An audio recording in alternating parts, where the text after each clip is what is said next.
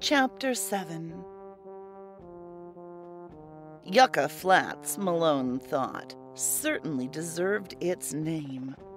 It was about as flat as land could get, and it contained millions upon millions of useless yuccas. Perhaps they were good for something, Malone thought, but they weren't good for him. The place might, of course, have been called Cactus Flats, but the cacti were neither as big nor as impressive as the yuccas. Or was that yucca-eye? Possibly, Malone mused. It was simply yucks. And whatever it was, there were millions of it.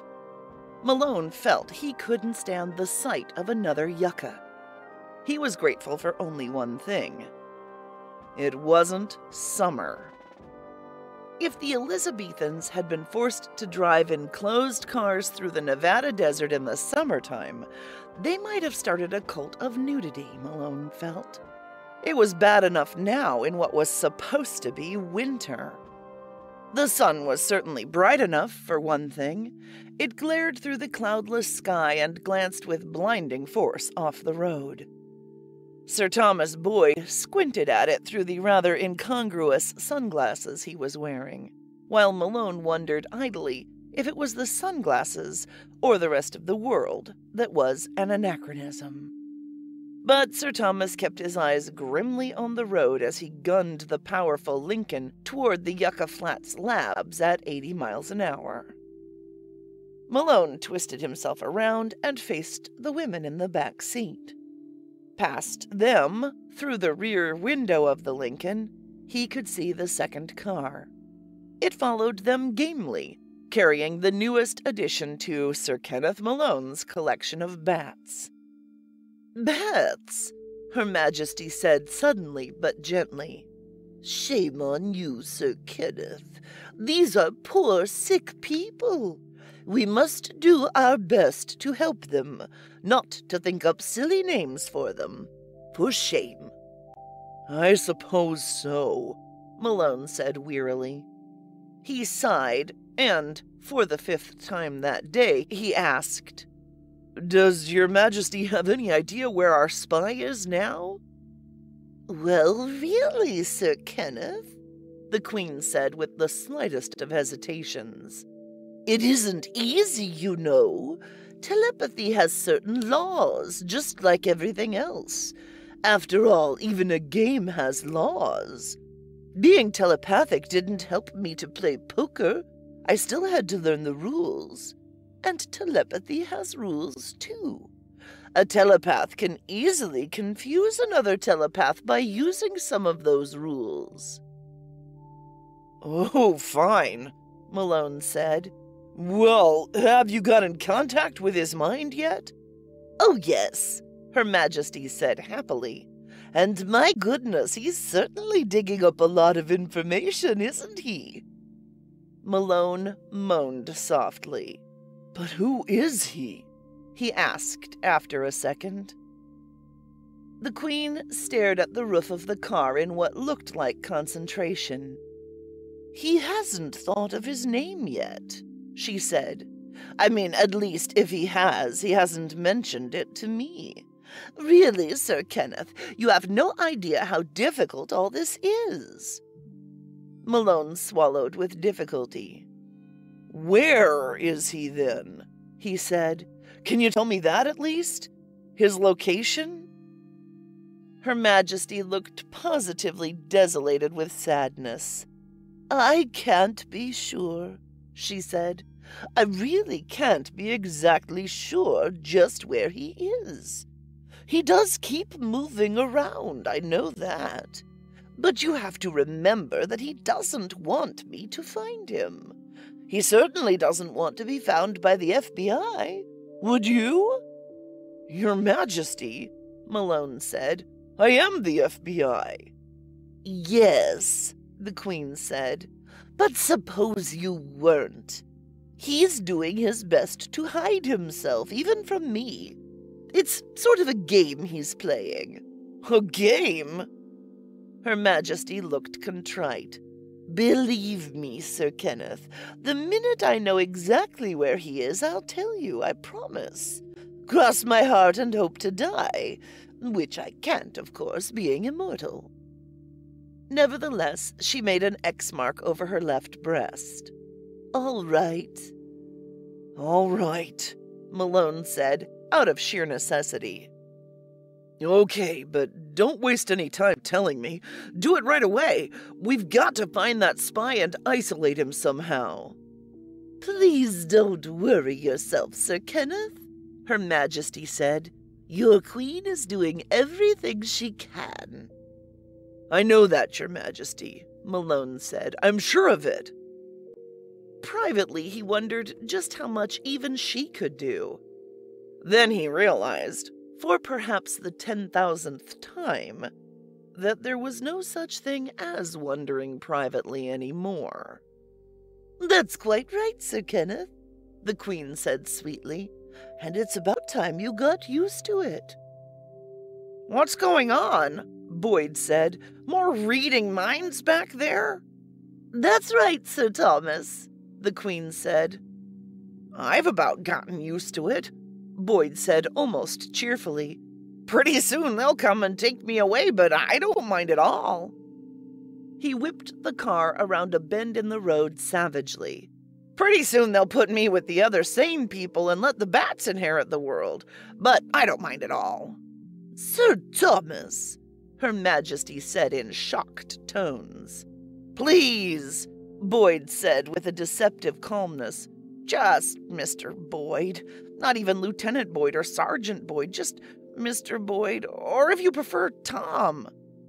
Sir Thomas, Her Majesty said, I really can't understand this sudden... Then don't understand it, Boyd said. All I know is everybody's nuts and I'm sick and tired of it. A pall of silence fell over the company. Look, Tom, Malone began at last. Don't you try smoothing me down, Boyd snapped. Malone's eyebrows rose. Okay, he said. I won't smooth you down. I'll just tell you to shut up, to keep driving, and to show some respect to Her Majesty. Boyd stopped. There was a second of silence. That's better, Her Majesty said with satisfaction. Lady Barbara stretched in the back seat next to Her Majesty. This is certainly a long drive, she said. Have we got much farther to go? Not too far, Malone said. We ought to be there soon. I'm sorry for the way I acted, Barbara said. What do you mean the way you acted? Crying like that, Barbara said with some hesitation. Making an absolute idiot out of myself when that other car tried to get us. Don't worry about it, Malone said. It was nothing. I just made trouble for you, Barbara said. Her Majesty touched the girl on the shoulder. He's not thinking about the trouble you cause him, she said quietly. Of course I'm not, Malone told her. But my dear girl, Her Majesty said, I believe that Sir Kenneth is, at least partly, in love with you. Malone blinked. It was perfectly true, even if he hadn't quite known it himself until now. Telepaths, he was discovering, were occasionally handy things to have around. In love? Barbara said. And you, my dear, Her Majesty began. Please, Your Majesty, Lady Barbara said. No more, not just now. The Queen smiled, almost to herself. Certainly, dear, she said. The car sped on. In the distance, Malone could see the blot on the desert that indicated the broad expanse of Yucca Flats Labs. Just the fact that it could be seen, he knew, didn't mean an awful lot. Malone had been able to see it for the past 15 minutes, and it didn't look as if they'd gained an inch on it. Desert distances are deceptive. At long last, however, the main gate of the laboratories hove into view. Boyd made a left turn off the highway and drove a full 7 miles along the restricted road, right up to the big gate that marked the entrance of the laboratories themselves.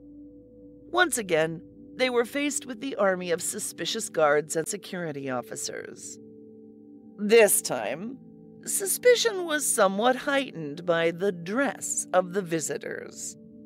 Malone had to explain about 6 times that the costumes were part of an FBI arrangement, that he had not stolen his identity cards, that Boyd's cards were Boyd's too, and in general, that the 4 of them were not insane, not spies, and not jokesters out for a lark in the sunshine.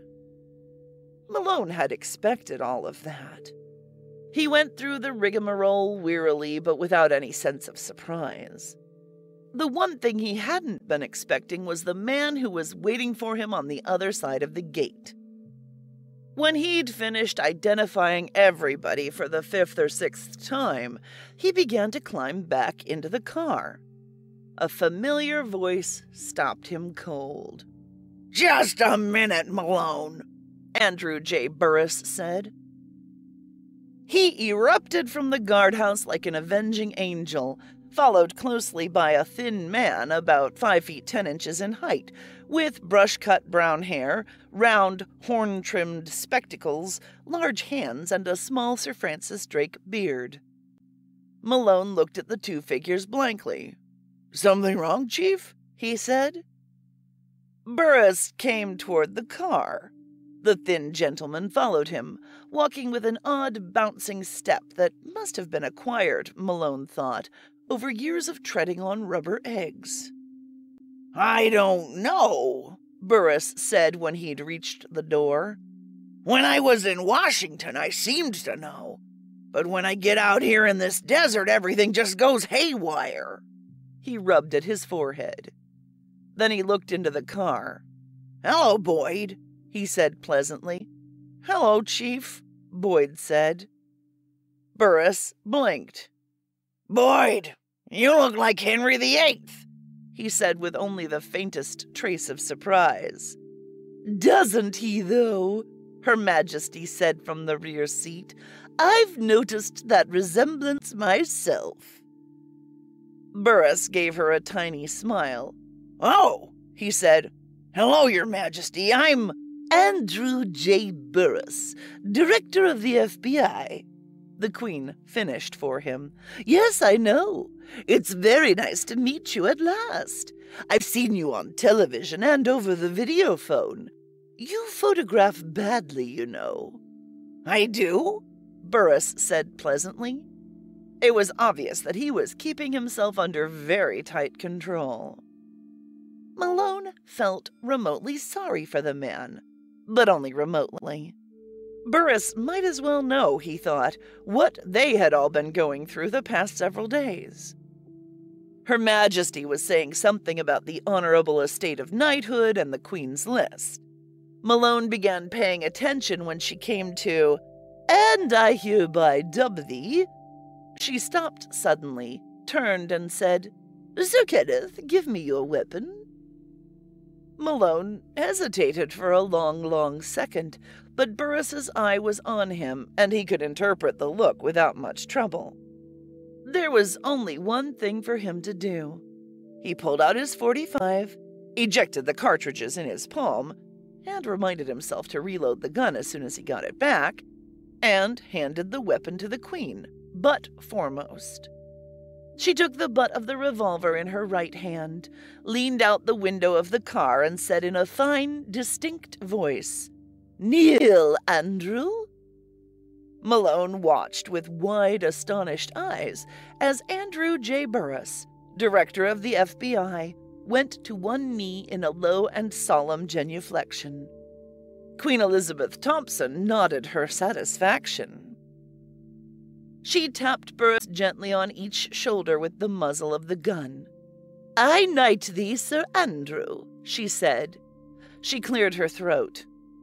"My, this desert air is dry, Rise, Sir Andrew, and know that you are henceforth Knight Commander of the Queen's Own FBI. Thank you, Your Majesty, Burris said humbly. He rose to his feet silently. The Queen withdrew into the car again and handed the gun back to Malone. He thumbed the cartridges into the chambers of the cylinder and listened dumbly. Your Majesty, Burris said, this is Dr. Harry Gamble, the head of Project Isle. Dr. Gamble, this is Her Majesty the Queen, Lady Barbara Wilson, her lady-in-waiting, Sir Kenneth Malone, and Sir Thomas Boyd. He gave the four a single bright, impartial smile. Then he tore his eyes away from the others and bent his gaze on Sir Kenneth Malone. Come over here a minute, Malone, he said, jerking his thumb over his shoulder. I want to talk to you. Malone climbed out of the car and went around to meet Burris. He felt just a little worried as he followed the director away from the car. True, he had sent Burris a long telegram the night before, in code, but he hadn't expected the men to show up in Yucca Flats. There didn't seem to be any reason for it. And when there isn't any reason, Malone told himself sagely, it's a bad one. What's the trouble, Chief? He asked. Burris sighed. None so far, he said quietly. I got a report from the Nevada State Patrol and ran it through R&I.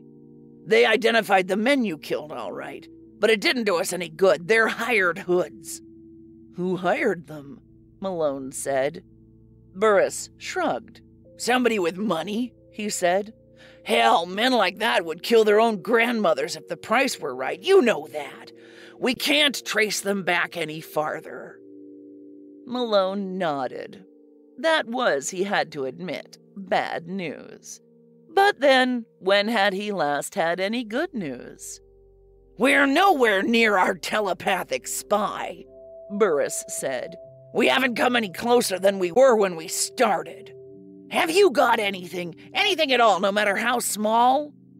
Not that I know of, sir, Malone said. What about the little old lady? What's her name? Thompson. Anything from her?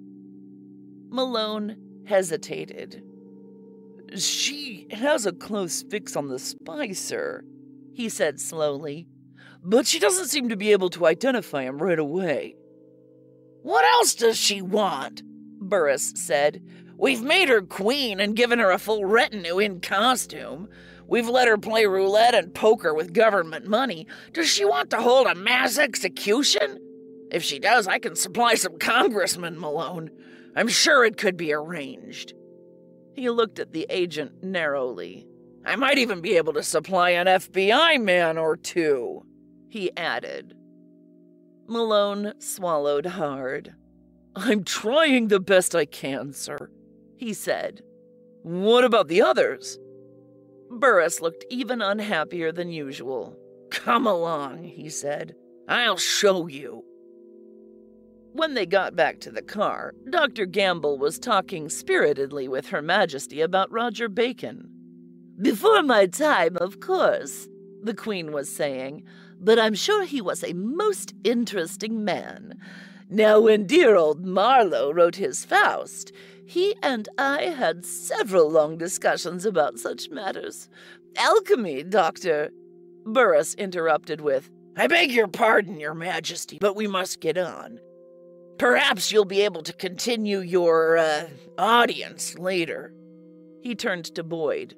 Sir Thomas, he said with an effort, drive directly to the Westinghouse buildings, over that way. He pointed. Dr. Gamble will ride with you, and the rest of us will follow in the second car. Let's move. He stepped back as the project head got into the car and watched it roar off. Then he and Malone went to the second car, another FBI Lincoln. 2 agents were sitting in the back seat, with a still figure between them. With a shock, Malone recognized William Logan and the agents he'd detailed to watch the telepath. Logan's face did not seem to have changed expression since Malone had seen it last, and he wondered wildly if perhaps it had to be dusted once a week. He got in behind the wheel, and Burris slid in next to him. "Westinghouse," Burris said, "and let's get there in a hurry." "Right," Malone said, and started the car. "We just haven't had a single lead," Burris said. "I was hoping you'd come up with something. Your telegram detailed the fight, of course, and the rest of what's been happening, but I hoped there'd be something more." "There isn't," Malone was forced to admit. "All we can do is try to persuade Her Majesty to tell us." "Oh, I know it isn't easy," Burris said, "but it seems to me—" By the time they'd arrived at the administrative offices of Westinghouse's psionics research area, Malone found himself wishing that something would happen. Possibly, he thought, lightning might strike, or an earthquake swallow everything up. He was, suddenly, profoundly tired of the entire affair.